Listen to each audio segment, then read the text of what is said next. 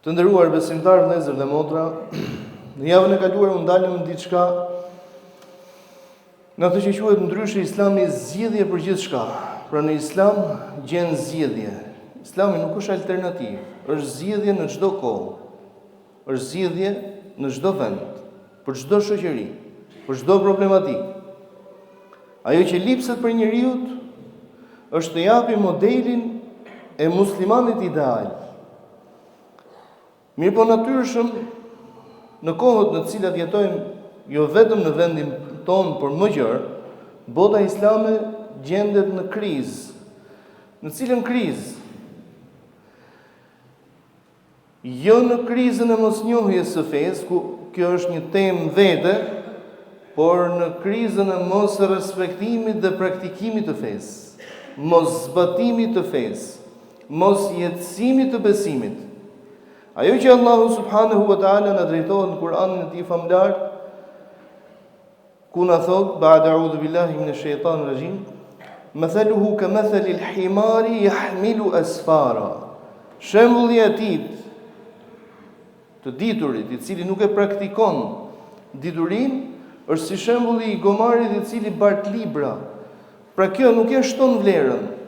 Ndaj ta njohësh Islamin dhe të mos e zbatosh atë nuk ta shton vlerën. Tregohet se Ata ibn Abi Rabah, rahimahullah, shkonte tek zonja Aisha radhiyallahu anha dhe e pyeste pyetje të ndryshme. Ndërsa zonja Aisha i drejtohej dhe i thonte: "A i ke praktikuar o bir të parat që ke ardhur të pyesësh për të dytat? Përse e ngarkon veten?" thonte me më shumë. Ku qëndron diferenca midis muslimanëve të parë, të hershëm, dhe muslimanët në ditët e sotme? Është për të ardhur keq, por ky është një realitet i hidhur që nëse endesh rrugëve të perëndimit sot, vren se muslimanët janë një kontingjent kriminal. Valla mësimet e Islamit janë këto. Mësimet e Islamit janë që ti të ndërtosh rrjete të tilla të cilat bien kundërshtim me mësimet e kësaj feje. Dhe çfarë diferencon këtë person dhe çfarë justifikon këtë person nëse ky i falet Allahut subhanahu wa taala 5 herë në ditë apo jo? Namazi është diçka personale, urdhër prej Zotit për çdo. Ama e ke personalisht. Si do të kthehet në mënyrë masive tek të tjerët kur ti të zbatosh pjesën që Allahu subhanahu wa taala na drejtohet në Kur'anin e tij famlar ku thotë: Inna salata tanha 'anil fahsha'i wal munkar. Ai namazi i kryer me përpikmëri të ndalon nga të këqijat, nga të ligat, të cilat i ka përcaktuar Allahu subhanahu wa taala.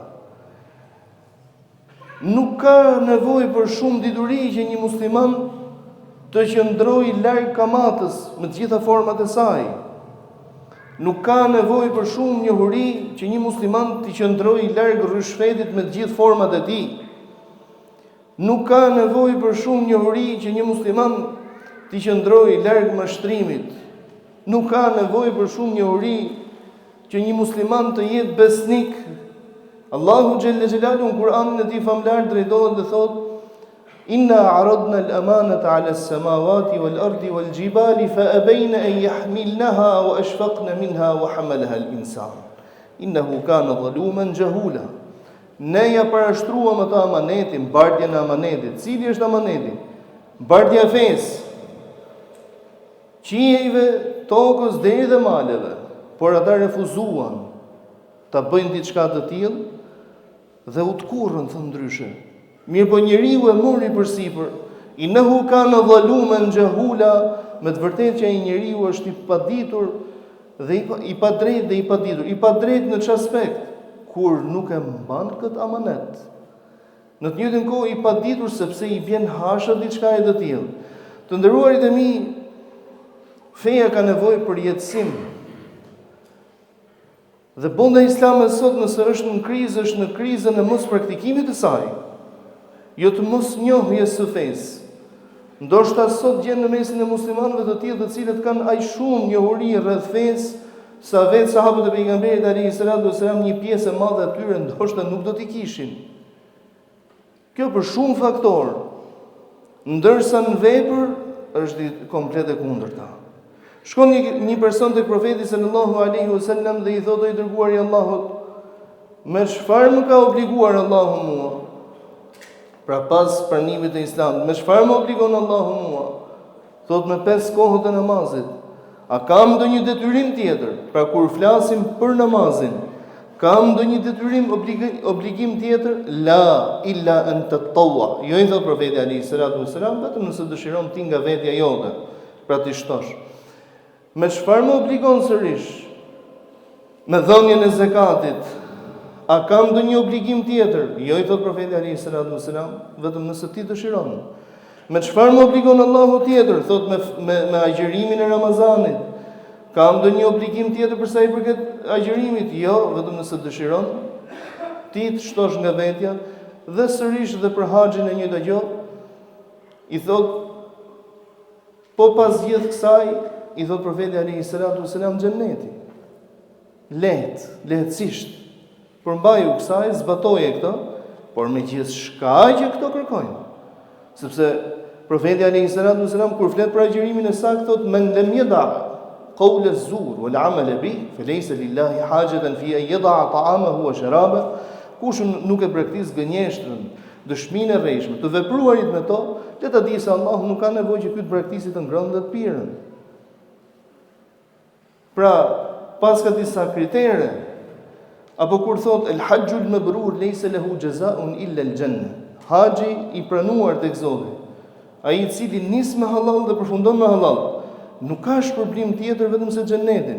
Apo kur drejtohet dhe thot se ai i cili kthehet nga haxhi me haxh të pranuar, domethënë kthehet si ditën që e ka lind nëna e tij. Por për ta arritur këtë, të nderuarit e mi, pra lipset, pra për ta fituar këtë xhenetin, lipset që ti në jetë të jesh i njëjti në atë që pretendon me fenë Allahu subhanahu wa taala dhe në atë që zbaton me krijesat e Zotit subhanahu wa taala. Dhe edhe profeti sallallahu alaihi wasallam kur flet për marrëdhënien me fqinjët, thot nuk beson asnjëri për jush, pra me besimin e vërtetë, me besimin e kompletuar, i cili flen në darkë i ngobur, ndërkohë që fqinji i tij është i uritur. Ose nuk beson asnjëri për jush kur fqinji i tij terrorizohet për i tij, domethënë ruhet për i tij, ka frikë për i tij. Edhe në vendin në cilin ne jetojmë, në ditën ku njerëzit me aq pak sa dinin, se ndoshta nuk kishin shumë njohuri, të thonin se ka thënë profeti alayhis salam apo ka thënë filan dietar, ndoshta nuk ta bënin këtë ndarje, ama Islamin e kishin jetësuar në praktikën e tyre, i kemi parë dhe i kemi përcjell nga baballarët tanë dhe nga gjyshrit tanë se si e kanë jetësuar fenë. Domethënë fqinjit i qëndronin larg në aspektin e dëmit, edhe nëse ishte vetë njëri i dëmshëm, do themi ndryshe, ose njëri i paull, ama fqinjin e vet nuk e cënonte, nuk e dëmtonte. Kur bëhej fjalë domethënë për mikun, dinte se si ta priste. Kur bëhej fjalë për hakun e Zotit, dinte se si ta ruante dhe thonte, aman vetëm ke harami duam që ndrojmë larg. Madje kishin aq tradita të bukura, sa kur e merrte një punonjës me cilin kishin rënë dakord për punën të cilën do ta kryente tek ai person, kur vinte dita e pagës ose do t'ia jepte atë pagën, u bënin halal të dyja palët. Pra kërkonin halalik tek njëri tjetri. Apo kur dikush niste dhe punonte, domethënë zhvillonte punime në shtëpinë e tij, thonte e du çdo gjë me halalik. E dua çdo gjë me halalik. Pra nga ku buronte kjo? A nuk ishte jetësimi i fesë? Kur bëhej fjalë në halalin në të jetuar, mjaftonte të dinte nëse kafsha për cilën ne po bisedojmë është prej kafshëve të lejuara apo të ndaluara, nuk kishte nevojë të dije më shumë se sa kaq. Sot duhet diskutojsh pulën të cilën e konsumon, nëse lejohet ta hash apo jo, qingjin, delën, viçin, e gjitha baktit në radhë duhet ti diskutosh, të gjesh burimin, arsyeja, sepse nuk ka një respekt dhe nuk ka një njëtësim. emrin mund ta ketë totalisht emër Islam, po praktika e tij është në kundërshtim me fenë Allahu subhanahu wa taala. Ndaj të qenit të muslimanëve sot në krizë, nuk do të thotë se Islami nuk është zgjidhje për çdo kohë, por është një thirrje që muslimanët dhe një herë tjetër t'i bëjnë thirrje vetes, t'i bëjnë dhe një herë tjetër mirë llogarit me veten, t'i rikthehen fesë, t'i rikthehen besimit të mësuarit, por mbi të gjitha të praktikuarit të tyre. Mos të humbasin kohë me shumë informacione të cilat nuk do t'u vlejnë, por të merren me informacione të cilat do i bëjnë punë në jetë. Ndaj kur dikush shkonte tek imami i nderuar Malik ibn Anas rahimahullah dhe pyeste për pyetje të ndryshme, hoxha pasi meditonte pak thonte, kjo për cilën ju po pyesni, a është diçka praktike pra gjendet apo është diçka e supozuar? Dhe i thonin, shiko, e supozojmë nëse ndodh kështu. Kur të ndodhi thonte, atëherë ejani dhe më pyesni, ndërkohë që tani është koha e punës. Ndaj të nderuarit e mi, sa jemi gjallë, është koha për të vepruar, nuk është koha për fjalë. Është koha që dy gjëra të cilat ti dish nga feja, ato dy gjëra duhet t'i zbatosh. Nuk ka nevojë për të patur njohuri eksakte fikse fetare se çfarë vlere duhet me pas besnikëria në Islam.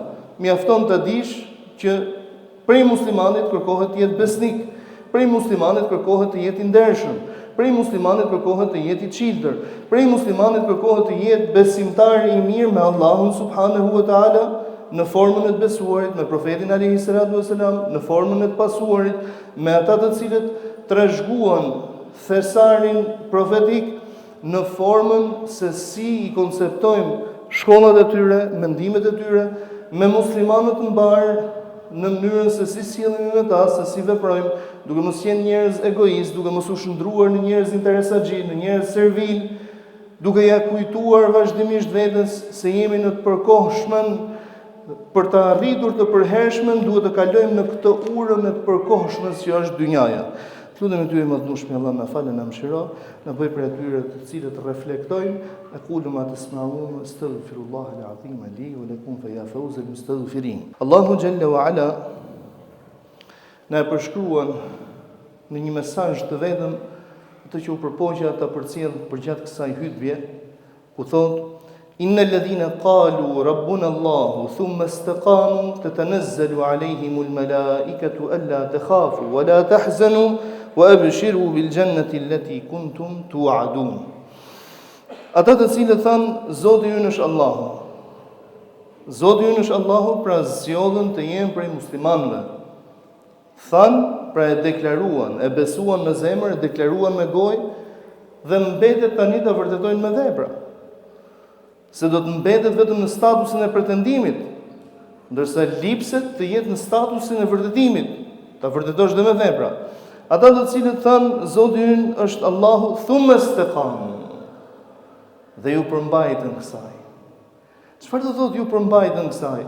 Profeti sallallahu alaihi wasallam na ka përshkruar që Zoti xhella xhelalu e don veprën e pakët në konsideratën peshoren tonë njerëzore në mënyrën se si mund të zbatojmë, por që është e vazhdueshme. Pra e shef një vepër e pakët, por që është e vazhdueshme. Për shembull, profeti sallallahu alaihi wasallam e pati pyetur zotnin e nderuar Bilalin radhiyallahu anhu, o Bilal, çfarë është ajo vepër të cilën ti e vepron, pra që nuk e ke marrë nga unë, sepse unë kam dëgjuar hapat e tua para meje në xhennet. I tha i dërguari i Allahut, nuk veproj asgjë veç asaj që më ke mësuar apo kam mësuar prej teje, pra kam trashëguar prej teje veç një vepër.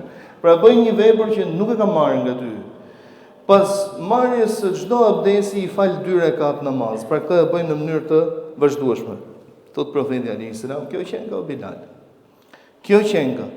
Pra Zoti xhella xhelalu pas besimit kërkon që atë vepër të cilën e vepron, duke mos diskutuar, sepse besimtarët nuk kanë diskutuar kurrë shtyllat e Islamit.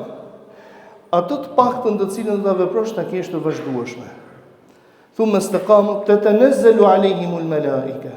Zbresin ata melaiket mbi ta ose në mesazh tek ta, duke i përgëzuar dhe duke u thënë alla takhafu, mos keni frikë. wala tahzanu, mos u piklloni, wa abshiru bil jannati allati kuntum tu'adun. Dhe përgëzohuni me xhennetin, pra ju përgëzojmë me xhennet ashtu sikur se ju është premtuar. Pra si të është premtuar që kur ti e beson Allahun, i përmbahesh këtij besimi me veprat të cilat i kërkon Allahu subhanahu wa taala prej teje, dhe perfekt dhe i pagabueshëm Zoti është vetëm vetë. Kjo duhet të të motivojë, kjo duhet të të përgëzojë, kjo duhet të të kënaqë, të të jap si hariq për rrugën. Vazhdon rrugën në cilën ndodhesh. Mbështetju Allahu subhanahu wa taala dhe vazhdon rrugën në cilën ndodhesh. Nderuarit e mi, lipset t'i bëjmë dhe një herë tjetër llogarit me veten para se të dalim dhe t'japim llogari. Lipset të reflektojmë me veten para se të vijë një moment që nuk do të kesh më mundësi reflektimi se gjithçka ka përfunduar. Lipset të pendohemi para se të vijë një çast ku nuk prandohet më pendimi. Lipset të jetojmë si musliman ashtu siç kërkoi Allahu subhanahu wa taala prej nesh. Lutem e ty i madhnueshmi Allah na falë, na mëshiro, na bëjë i madhnueshmi Allah me moral të mira, të bukura të Hazreti Muhamedit alayhi salatu wassalam. Zot na bëj jetën të lehtë dhe na mundëso të dhëmë të në shërbim të fesë tënde, na bëj vdekjen të lehtë dhe na mundëso Zot të vdesim me dinjitet dhe shahadet. Të lutem e ty i madhnueshmi Allah për çdo sëmurë Allah shëroje, për çdo të stresuar, të brengosur, të munduar nga hallet e jetës, Zot largoje streset, brengat e hallet e tij. Të lutem ty i madhnueshmi Allah për çdo të munduar nga borxhe, Zot ndihmoje në shtyrjen e borxheve të tij. Na furnizo Zot prej halallit dhe bëj atë të dashur për zemrat tona. Na largo Zot prej haramit, aq sa e ke larguar lindje nga perëndimi dhe bëj atë të urryer për zemrat tona. Të lutem e ty i madhnueshmi Allah për çdo person i cili nuk gjen zgjedhje në tokë dhe i ka ngritur duart nga madhnia jote, Zot mos i kthe duart e tij bosh dhe jepi zgjedhje. Të lutem e ty i madhnueshmi Allah për vëllezërit dhe motrat tona kudo që ata ndodhen, kudo që ata jetojnë, kudo që ata rrezikohen, kudo që ata nuk gëzojnë stabilitet, nuk gëzojnë strehim, Zot derdh mbi ta mirësinë tënde, stabilitetin tënd. Zot bëje këtë vend të begat dhe muslimanët e të gjithë ata të cilët jetojnë në të. Na mundso Zot të prihemi nga njerëz të cilët të njohin ty, të njësojnë ty, na mëshirojnë dhe neve. Na largo Zot nga të paudhët dhe mos na mundso të rreshtohemi për krah tyre. Të lutem ty i madhnueshmi Allah, sikur se na mundsohet të mblidhemi në këtë ditë begat për të madhruar madhërinë tënde nëpërmjet kryerjes së ditës së xuman. Na mundso Zot që të gjithë bashku bashkë me familjet tona, fëmijët tanë, të gjithë ata të cilët i duan dhe na duan për hatrin tënd, të tubohemi në xhenetet e larta, në xhenetet Firdaus. Amin, amin, amin. Walhamdulillahi rabbil alamin. أشرقت نفسي بنور